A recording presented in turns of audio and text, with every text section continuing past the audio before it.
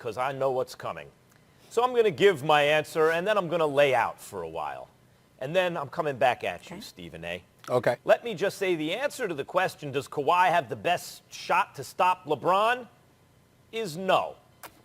What? The floor is yours. What? Really? Oh, you know something, Max? Max Kellerman is hilarious. Let me get this straight. The best player in the world, Kawhi Leonard, your guy. The guy that's the best player in the world, Stephen A. Tell me, please, he's the man. It's not LeBron. He's not the king. That dude, Kawhi Leonard, who led the Clippers. That's right. Go hide, Max. Wait a minute. Let me put an APB out for Max Kellerman. Where the hell is he? Get your behind back here. Don't hide now. You got to be kidding me. Excuse me? Kawhi Leonard, who just got Serge Ibaka, who still has Paul George. He's got Ty Lue as a new coach. That's right. Show that face, Max Kellerman. Show that face. You got to be kidding me. You're going to sit up here with a straight face? I don't even give a damn about what your answer is. That's right. Ooh, I can't believe him. I can't believe you actually sat there with a straight face and said, not Kawhi Leonard, not Kawhi Leonard. The season hasn't started yet. Preseason hasn't started yet. The Clippers lost a 3-1 lead. They're highly motivated. Kawhi's got something to prove. Ty Lue's his new coach. Paul George got to show that he ain't going to hit the side of backboard from three-point range. And I love Paul George, so I don't like getting on him. Reggie Jackson has been retained. Patrick Beverley is still there. Serge Ibaka has replaced Montrezl Harrell. You're trying to tell me that you don't believe that Kawhi Leonard, your dude, the number one player in the world, the two-time champion, the two-time finals MVP, that dude does not have he's not the favorite to knock off LeBron. I didn't even sit up there and ask you, is he going to knock off LeBron? I said, should he be the favorite? And your answer is no, Max Kellerman? No? Really? Really? You said something just now that explains why. You said you like Paul George. You don't want to get on him. That's the reason. If it was Kawhi on a team built that has a similar strength to the Lakers, that's one thing. It is not. Because his second banana, Paul George, goes away in the playoffs. Stephen A., Kawhi needs all the extra credit to be considered better than LeBron. I thought he was going to get it. I thought he was Mr. Game 7, fourth quarter. I seen it. He didn't. He wasn't that this last season. And if he doesn't have that going for him, the clutch thing going for him, I can't put him ahead of LeBron, who's better than everyone else, right? But I thought Kawhi is a two-way player, plus when you need it most, given his age, everything. I was proven wrong when he went away in the fourth quarter against Denver in the playoffs. However, Kawhi is a beast. Kawhi actually had a great playoffs. Kawhi was the reigning finals MVP heading into the season, his second finals MVP. He's a great player in his prime. If he had another player of his caliber, like LeBron does, on his team, and the proper role players around him, I would pick Kawhi to win. He doesn't. But we have to admit, the Clippers, if they got better, got marginally better in the offseason and didn't get what they needed. And the reason they need more is because Paul George ain't AD. Paul George ain't AD. Never considered like AD, not AD. AD is AD. He's an MVP caliber player. So what's that? I'm going to say this. I am in no way trying to throw shade on Kawhi and act like Kawhi is not great. Kawhi is one of the top 5 players on the planet. He is a great, great player. But he ain't no LeBron James. He ain't on that level. And it's time for you to emphatically admit that. And if you're going to say Kawhi doesn't have the best shot to knock off LeBron, well, who the hell does? I'm asking. I believe that's a really good point. If Porzingis is healthy, Luka Doncic has the best chance if Porzingis is healthy.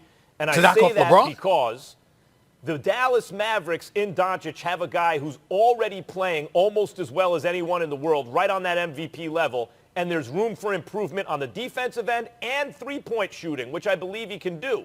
So that plus a 7'3" guy who can shoot the three and defend if he's healthy, I think that's the best chance of anybody. All right. Okay. All right, we'll leave it there, Max. You're going to like this one. I know both of you saw the leaked Christmas Day schedule. We have Mavs at Lakers. Max, there you go. And then we have the Clippers at Nuggets, of those 4 games. I think Kendrick Perkins said it best. He tweeted yesterday, we don't even need gift giving this year. It's going to be a good Christmas Day. Welcome back to The Jump. Look who's here to join us, Hall of Famer Jackie McMullen. Hey, everybody. How you guys. Always good to have Jackie back and always good to get her. When we're talking Celtics, we got a lot to discuss. Jason Tatum agreeing to a 5-year max extension that's worth $195 million if Tatum makes All-NBA this season. Now, this is all based on the projected cap. The deal was expected, but considering how Boston has lost some big free agents recently, Jackie, what does this extension signal to Celtics fans coupled with Gordon Hayward's departure?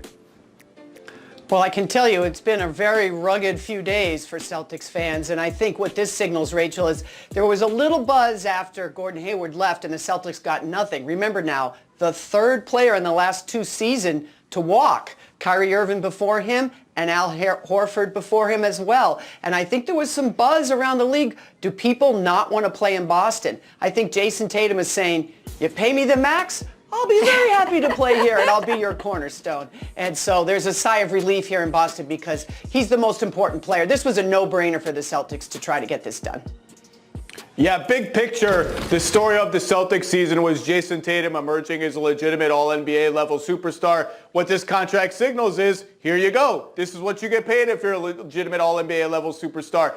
And to Jackie's point, it's a reminder that, boy, that trade with Brooklyn, talk about a trade that changed the landscape of the NBA and still ripples to this day, because Jason Tatum and Jaylen Brown are in Boston because of that trade. And they're really the only constants. Al Horford's gone, Gordon Hayward's gone, Kyrie Irving's gone, Isaiah Thomas is gone. Those two are the franchise now, and as long as they're there, Boston is going to be relevant and really good in the East. But boy, without that Brooklyn trade, it's hard to imagine where they'd be. Exactly. Well, listen, I understand people had concerns, but I didn't, and here's why. Without those guys leaving, Gordon Hayward, Kyrie Irving, Al Horford, we wouldn't have got a chance to see the full potential of Jason Tatum. They were just in his way, and then all of a sudden he took off. He took off towards the last part of the season, right around the All-Star break, and he started to reach superstar status. And now, guess what happened? Everybody's moving. Gordon Hayward left. They got money on the table. Danny Ainge and Wick Grossbeck and Steve Pagliuca, that's what they did. Time to back up the Brinks truck. And they paid this man. This is the new Paul Pierce of the Celtics, right? He's going to be the franchise guy for the next 10 years. The Boston fans should be happy. They have a pure stud in Jason Tatum, well-deserved, and I feel very comfortable with him leading the franchise. Well, if Jason Tatum can get his number hung in Boston Garden, win a Finals MVP, and do everything else that Paul did for the Celtics, it will certainly be a good career for him. And Jackie, my instinct is that, hey, Kyrie, Al Horford, Gordon Hayward, each of those players had pretty specific situations, extenuating circumstances, things around them. But is there any concern about the Celtics franchise losing these guys for nothing, or do you just look at them individually and say, hey, I get it in each situation? Well, your point's a good one, Rachel. I mean, Kyrie, who can ever explain what's going on in Kyrie's head? And Al Horford left for a situation that he thought was going to help him closer to a championship. Of course, that turned out not to be true at all, and it all imploded. Gordon Hayward, I understand why he did this. He wanted to spread his wings. You know, he had these catastrophic injuries that were all freak injuries. I do not consider him injury prone, and I know that seems like a crazy thing to say. But by the time he did get back and got a chance to be healthy, these other guys have passed him. And so if he wants to be an all-star again, it's not going to happen in Boston. So maybe it can happen for him in Charlotte.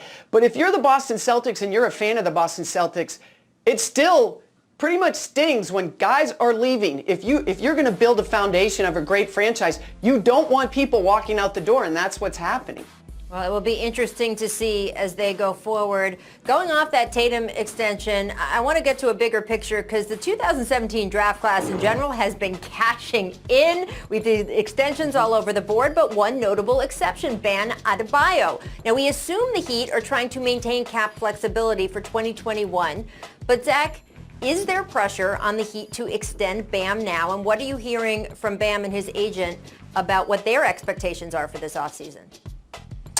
Well, it certainly doesn't help the Heat's argument that maybe Bam should wait, that everyone else is not waiting. But this is a massively important issue because if Bam signs that max extension now, the Heat's cap situation is such that they might have to trade almost everybody, up to and including Tyler Hero, according to Bobby Marks, who I checked with today, just to fit Giannis's supermax or Giannis's max or anybody else's max, should that come to pass. We don't know if that will even be an opportunity for them. So yeah, I think Fox, Tatum, and on, signing Donovan Mitchell, signing these contracts does put pressure on the Heat. I think the Heat and Bam and his team will meet this week, and we'll get news out of that meeting. And, Bam and Giannis actually have the same agent, so that's another tricky dynamic part to all this. We'll see how much pressure they exert. Zach, I understand what you're saying, and I get it that, the Miami Heat still might have hopes that they could possibly land Giannis. But my grandpa used to tell me you can never pass up some for show trying to get some more. And here it is, you have a young stud and Bam, who was a first-time All-Star. The sky's the limit for him. He should get his paper. He deserves it. If you're the Miami Heat and you sign Myers Leonard to a 2-year, $20 million deal, and you look at a guy like Bam and what he did in his regular season and how he elevated his game in the playoffs, it's time to pay that man what he's worth. He deserves every single dollar. Let's get it done. Y'all need to make sure that he's one of the center points of the franchise, and don't depend on a what if, and take the for sure that's right there in front of your face, and that's Bam. Okay, Perk, that's all well and good, but first of all, let's not compare Myers Leonard's situation to Bam, because that doesn't make any sense to me. If you're Bam, and the Heat come to you and say, you are our cornerstone, we're going to take care of you, we swear. But we want to help you win a championship. And if you can be patient just a little longer, we want to see how this plays out so we can have Giannis next to you and you can win a championship together. I don't think that's unreasonable from a franchise point of view. Now, if it gets to a point where Bam and his agents say, listen, fish or cut bait, then you have a decision to make. But to buy a little time here, Giannis hasn't made up his mind yet, as far as we know. We haven't certainly heard one way or another whether he's going to sign that Supermax. It's just prudent on everybody's part to wait a little longer. Well, yeah, Jackie. I was just going to say, Perk, that Zach made the point that Giannis and Bam have the same agent. So there is someone involved here who is very familiar with Giannis's thinking. So I certainly understand the idea of not rushing into this over this past weekend until they see how things play out with Giannis and the Bucks over the course